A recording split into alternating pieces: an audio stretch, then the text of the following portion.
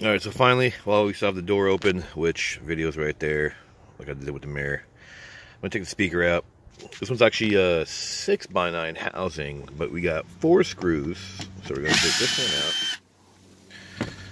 And we're going to continue on with this one. And then this one. I want to see how much depth you have, because it does look like a 6.5 sitting in a 6x9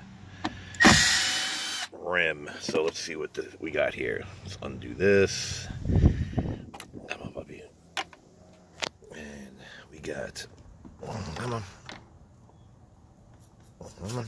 There you go. Come on. There you go. Wow. It is absolutely nothing. Weighs nothing. Now what I would do, since this is part of the actual bracket, you can just annihilate the speaker and then mount 6.5, so you could probably use that. And I'm not gonna change it, but if I had to, just destroy the speaker. You see the little circular brim that's sitting in there.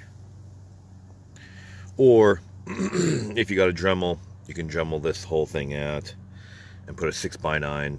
But I'm sure Mecha or someone along the lines has a actual bracket you can buy to replace them.